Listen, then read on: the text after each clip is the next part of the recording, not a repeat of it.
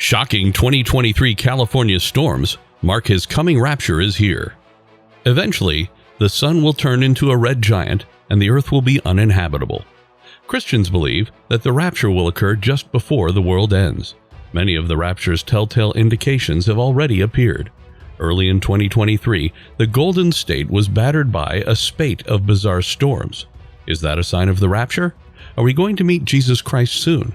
Let's find out in this video. In this video, we're going to tell you about the storm that has hit California and find out whether it is a sign of the rapture or not. Stay tuned.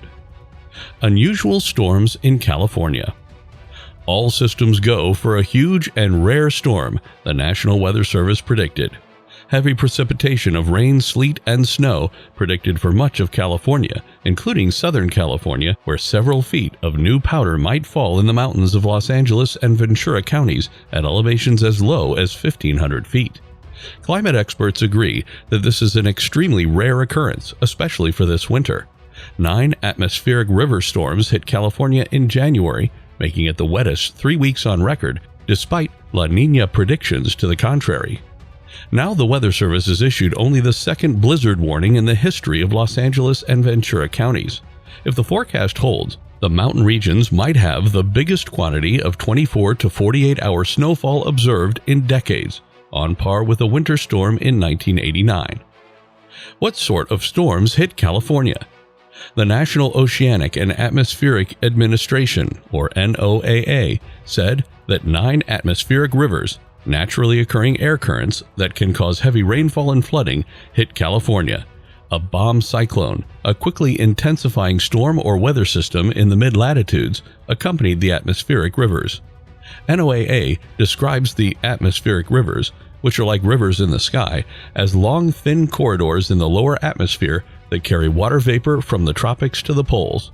Water vapor cools and produces heavy precipitation when these columns of vapor migrate inland from oceans and over mountains. The water they provide is essential. 30 to 50% of the yearly precipitation on the west coast of the United States comes from just a few of them. But as shown in the recent storms, harm can be done when bigger atmospheric rivers, which transport more moisture and are driven forward by higher winds, hit and stall over flood-prone terrain. Studies have shown that extreme sequences of atmospheric rivers can cause a devastating mega flood.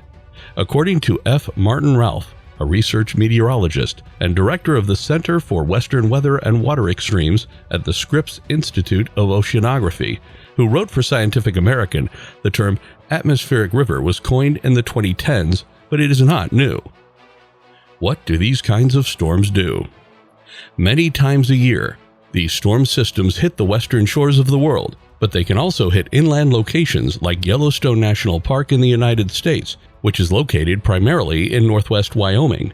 Ralph states that the typical atmospheric river is 2,000 miles in length, 500 miles in width, and 2 miles deep, and that it carries enough vapor to equal 25 times the flow rate of the Mississippi River where it pours into the Gulf of Mexico.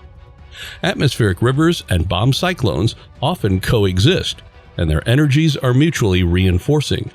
80% or more of atmospheric rivers are accompanied by an extratropical cyclone, according to studies. Atmospheric rivers create excellent circumstances for a cyclone to intensify, and cyclones can boost the winds of an atmospheric river. A bomb cyclone is a mid-latitude cyclone that rapidly strengthens as a result of a substantial drop in pressure in a single day. Climate change impacts on storms. In an email, Dwayne Walliser, the head scientist at NASA's Jet Propulsion Laboratory, said, "I don't think we have evidence to establish the degree to which these events are tied to climate change." According to Walliser, who is a specialist in atmospheric rivers and the effect that climate change has on them, additional research is required before a reliable estimate of the repercussions of the storms can be formed. According to what he wrote, up until that moment, it would have been completely unreasonable for him to make such a claim.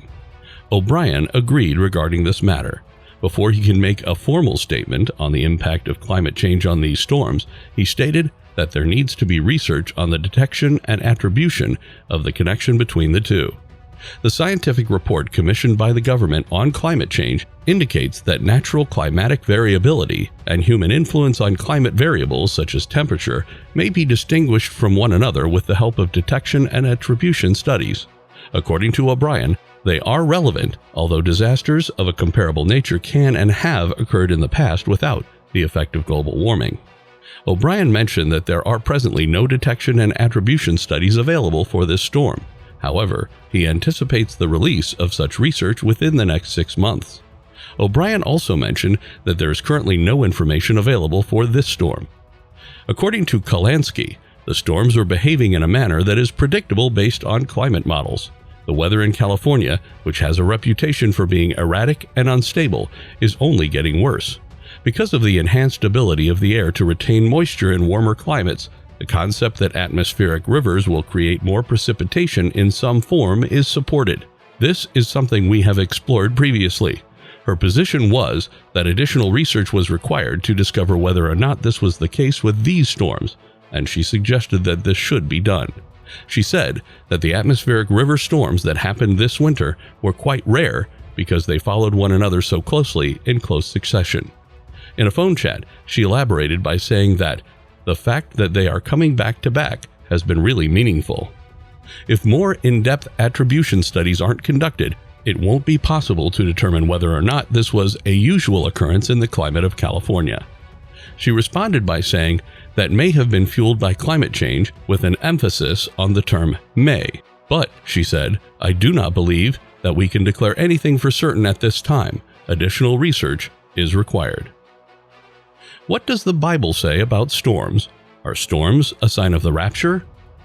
When his people hear of battle or even rumors of battle, the Lord advises them in Mark 13:7-9 not to let fear overtake them, even though these things are happening. Even though these things are going to happen, it is not yet the end of the world. There will be a rebellion all over the world, and each kingdom will fight with the others. There will be earthquakes in a lot of areas, and a lot of other regions will starve to death. The sensations that you're experiencing right now mark the beginning of labor. You need to exercise extreme caution. You will first be given over to the authorities, and then you will be taken to the synagogues to be flogged. As a result of my actions, you will be required to give testimony in front of governors and kings. Cruelty from humans, such as that which was used to execute Jesus, will also prepare the world for his return in the future. Extreme weather and disasters are 2 more signs that the rapture is getting close. The anger of God can take many forms depending on the situation.